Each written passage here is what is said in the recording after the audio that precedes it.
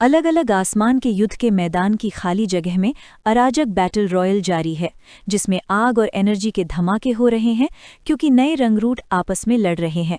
सायर पागलपन में डूबा हुआ अपनी तलवार को जानलेवा इरादे से दूसरे रंगरूट पर चलाता है, जो मुश्किल से हमले से बचता है, खून के लिए चिल्ला रहा है।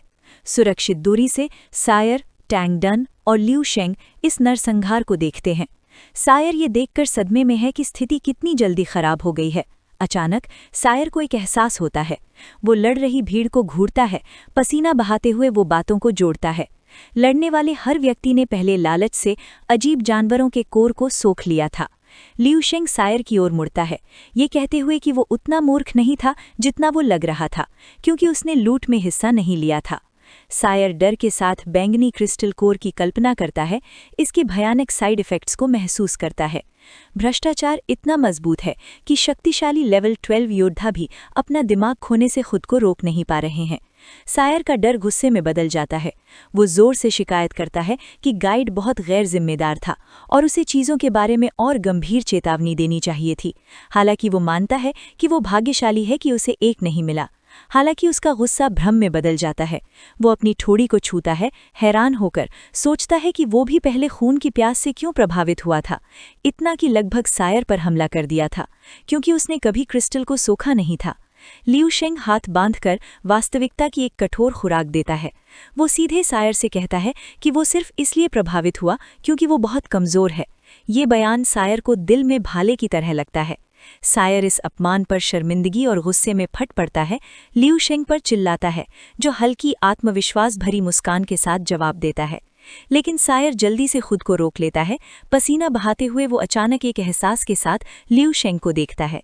वो भारी भाव से लियू शेंग की पीठ को घूरता है, ये सोचते हुए कि हालांकि लियू शेंग कथित तौर पर उसकी तरह लेवल 11 का योद्धा है, वो शक्ति और स्थिरता की एक रहस्यमयी भावना देता है जो उसे दूसरों से अलग करती है।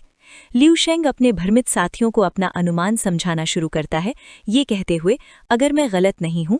वो हरे तारों वाली खाली जगह की गहराई की ओर इशारा करता है, ये सुझाव देते हुए कि उस दिशा में एक विशेष इकाई पूरे क्षेत्र के चुंबकीय क्षेत्र में हेरफेर कर रही है।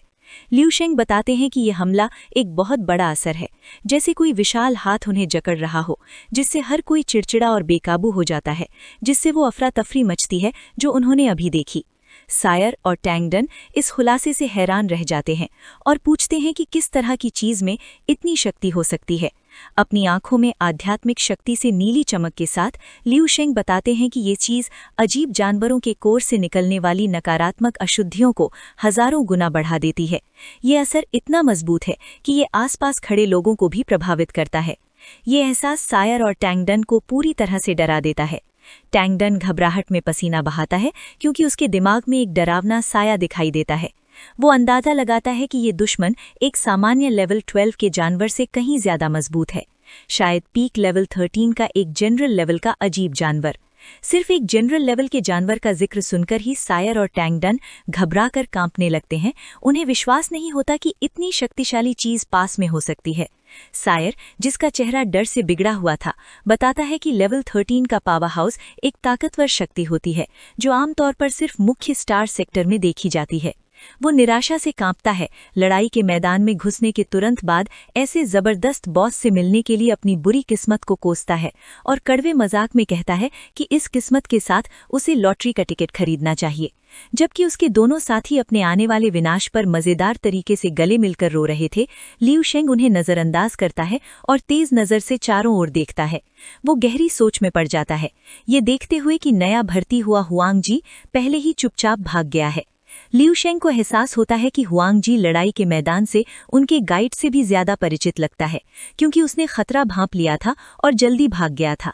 टैंग डन चिंता से पसीना बहाता हुआ शांत लियू शेंग की ओर मुड़ता है और पूछता है कि उन्हें क्या करना चाहिए, ये सोचते हुए कि क्या उन्हें भाग जाना चाहिए। इससे पहले कि लियू शेंग जवाब दे पाता, घबराए हुए सायर उसे पकड़ लेता है, चिल्लाते हुए कहता है कि उन्हें तुरंत भाग जाना चाहिए।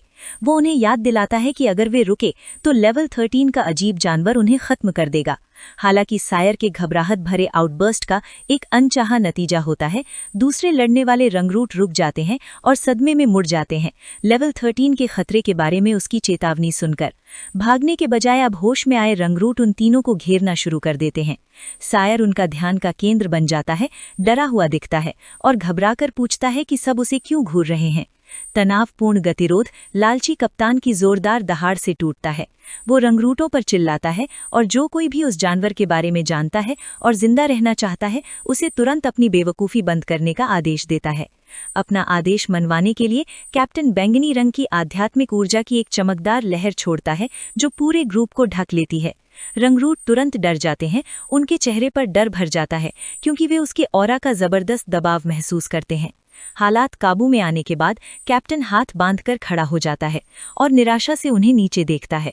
वो डांटता है। वो उनसे पूछता है कि क्या वे इतने नए हैं कि उन्हें खतरे का मतलब ही नहीं पता। वो ग्रुप को घूरता है और कहता है कि अगर इतने छोटे से उतार चढ़ाव ने उन्हें आपस में लड़वा दिया तो वे लड़ते रहें और मर जाएं, क्योंकि वो उन्हें छोड़कर जा रहा है। जैसे ही कैप्टन उड़ने लगता है, एक जिद्दी सायर जो अभी भी लड़ाई के जोश में था, उसके पीछे चिल्लाता है। वो कैप्टन पर मजाक करने का आरोप लगाता है। उसे विश्वास नहीं हो रहा था कि लेवल 13 का जानवर सच में मौजूद है। कैप्टन पीछे मुड़कर नहीं देखता, बस जाते समय हल्की मजाकिया हंसी हंसता है, जिससे सायर इतना आसानी से नज़रअंदाज किए जाने पर गुस्से में आ जाता है। लालची कैप्टन बताता है कि जनरल लेवल के अजीब जानवर एक काला घेरा बनाते हैं जो एक इलाके में सभी जीवित प्राणियों के दिमाग पर असर डालता है। वो पुष्टि करता है कि इसी घेरे की वजह से उन सभी ने कुछ देर पहले अपना कंट्रोल खो दिया था। इस खुलासे से सायर हैरान और चुप रह जाता है। आखिरकार उसे अपने बेकाबू गुस्से का कारण समझ में आ जाता है। दूसरे रंगरूट भी डरे हुए थे, ये सोचकर कि अगर जानवरों के पैसिव असर से इतना हंगामा हो सकता है तो सीधी लड़ाई में उनके पास कोई मौका नहीं होगा। लेवल 12 और 13 के बीच पावर का अंतर उनकी सोच से कहीं ज्यादा था। हालांकि कैप्टन उनकी तरफ देखता है और साफ करता है कि स्थिति उतनी खराब नहीं है जितनी वे सोच रहे हैं, कहते हुए कि उनके कंट्रोल खोने का मुख्य कारण उनकी अपनी लापरवाही थी। वो बताता है कि अगर उन्होंने बेस पर एक खास तरीके से अजीब जानवरों के कोर को शुद्ध करने का इंतजार किया होता तो उन पर असर बहुत कम होता। वो सीधे इस्तेमाल से खराब हुई स्थिति और शुद्धिकरण के बाद शांत स्थिति के बीच का अंतर बताता है। सायर गुस्से में कैप्टन पर चिल्लाता है और पूछता है कि उसे इस तरीके के बारे में पहले क्यों नहीं बताया गया। एक और रंगरूट सहमत होता है और कहता है कि अगर उन्हें पता होता तो वे आपस में नहीं लड़ते।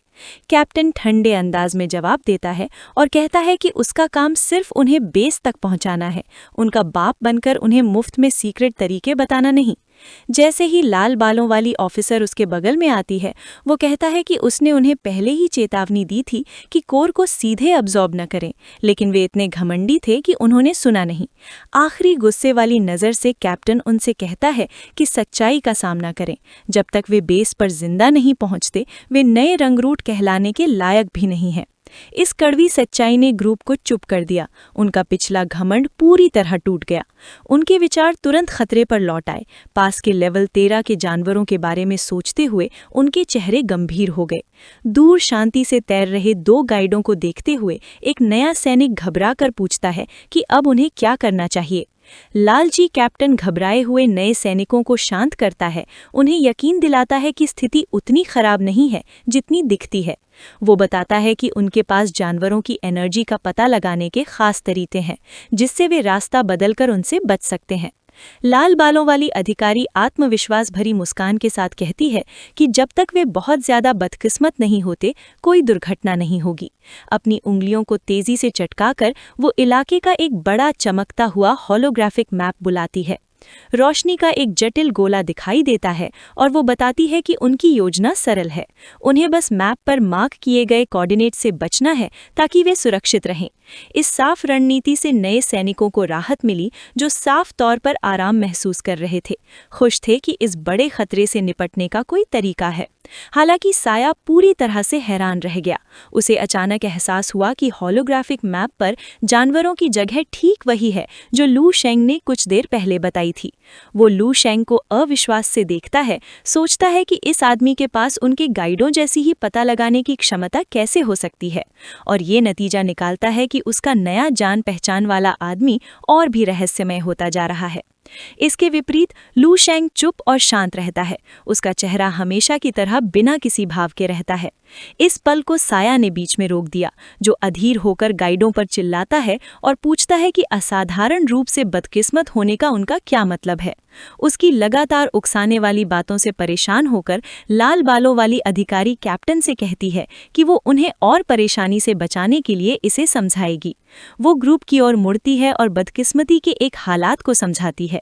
सामान्य लेवल का जानवर अचानक अपनी मर्जी से हिल सकता है और गलती से उनके रास्ते में आ सकता है। उसके चेहरे पर एक खतरनाक मुस्कान फैल जाती है जब वो एक और कहीं ज्यादा डरावनी संभावना बताती है। उसकी आवाज अशुभ रूप से कहती है कि ये भी संभव है कि दुश्मन ने उन्हें पहले ही देख लिया हो। जैसे ही वो बोलती है, अंधेरे खालीपन में दो बड़ी चमकती लाल आंखें दिखाई देती हैं, जो इस बात की पुष्टि करती हैं कि उन्हें शुरू से ही निशाना बनाया गया था। ये वीडियो का अंत है। अगर आप लोग अगला भाग देखना चाहते हैं तो हमारे चैनल को सब्सक्राइब करें।